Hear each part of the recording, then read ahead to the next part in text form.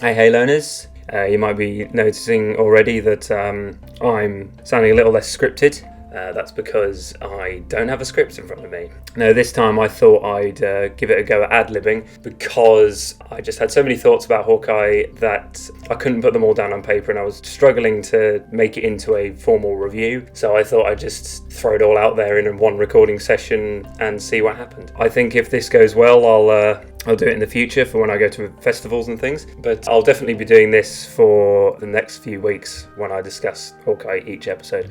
Let's get on to the review. So I was lucky enough to see the first 2 episodes of Hawkeye thanks to Disney. So before I get into that, let me just give you my overall kind of opinion of the Disney Plus shows in general. So it started with WandaVision, which I thought was very good. I enjoyed it throughout. I kind of heard about the things Kevin Feige said about what he wanted to do and then what he changed his mind about with like things like Doctor Strange coming in, and I thought, oh, that would have been much better, but I still stand by that show being really good. The Falcon and the Winter Soldier started off good as well, then progressively got more and more worse, and then that finale was atrocious. I like Sam Wilson's new suit, but I still stand by the fact that Bucky should have been Captain America, but that's for another video. Loki, that started off good as well, really good in fact. I really loved that first episode and the music was amazing. Then again, it kind of just went bad, and I mean then I rewatched Avengers and realised how badly written Loki was in that show compared to how he is in the Avengers film, so that didn't help. And then I watched What If,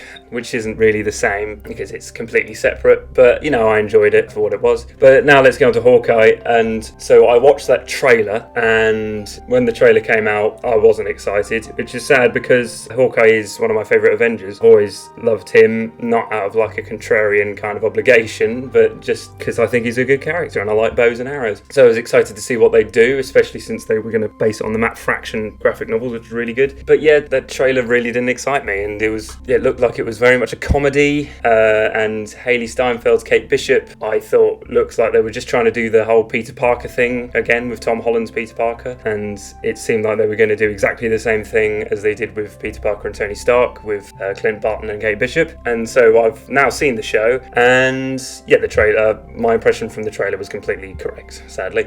I mean, but I'll get into the stuff that I did like. The opening scene, I'm sure you might have heard a lot, but the opening scene is really good. I won't spoil what it is, but it's a flashback to someone's past, and it's really cool. And we get an opening credit sequence, which is also amazing because it's really well animated, and Hawkeye gets a theme tune. This is something that I've been really impressed with Marvel this year, is they've started doing theme tunes for their characters. Something that the franchise as a whole has been lacking, has been like theme tunes and things and significant themes. We only really had theme tunes coming from certain composers. I mean, Alan Silvestri did the Avengers theme tune, and obviously that's iconic. And you've got the Doctor Strange and Spider-Man theme tunes from Michael Giacchino, but that's because Michael Giacchino is something very special. And Ludwig Göransson did Black Panther's theme, but then every other character doesn't really have much of a theme, and I like that they're now improving on that. And this year we've got Scarlet Witch has got a theme, Loki's got a theme, I think Sam Wilson had a theme, but I don't really remember it, and Shang-Chi got a theme tune,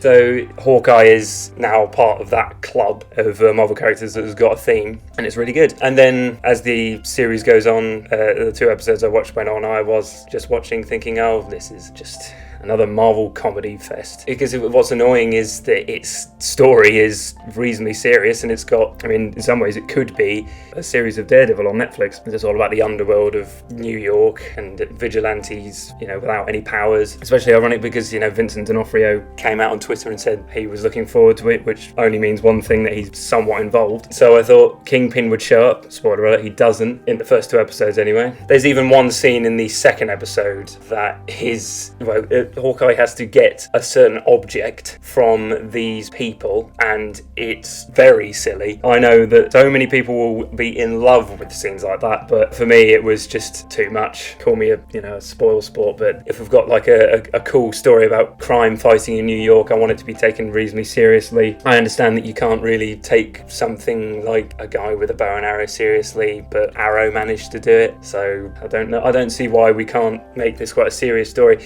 And yet well, I'll get to Kate Bishop, obviously, because clearly what they're trying to do with her is make her the new Hawkeye, and I don't like her. I find her quite annoying. She is basically female Peter Parker. This is nothing against Hailee Steinfeld. She does a good job in the role. She does exactly what she's meant to do, but I just don't like the way the character's written. It's just another teenager who knows about phones. That really makes me sound like an old man saying that, but I don't want more. Just there's more character traits to teenagers than, obviously she's 22. She's not a teenager, but she's that demographic, and I just don't find her interesting.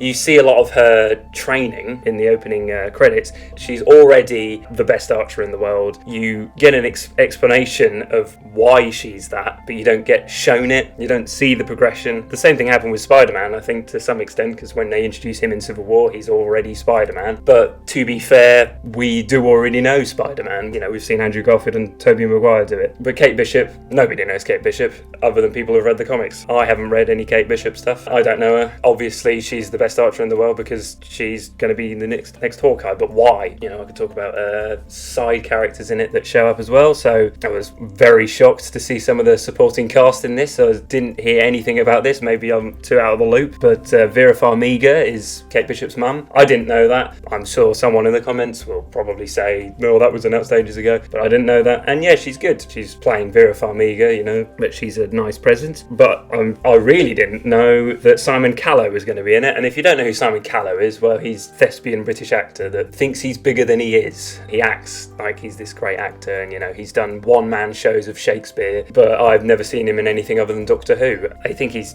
been in odd BBC shows here and there, but it's a big shock to see him in a Marvel show just out of the blue, and suitably enough he's basically a cameo in this. So I think that's just basically my overall opinion of the first two episodes of Hawkeye. If there's enough attention for this, then I will endeavour to do a spoiler discussion of episodes 1 and 2 when they release. But I will definitely be doing spoiler discussions of 3, 4, 5 and 6. For now, I will say that Hawkeye gets a Deight score of, I'm going to say 6. For now, I will update that score when I've seen the whole series. Thanks for watching. Happy dating, you loners.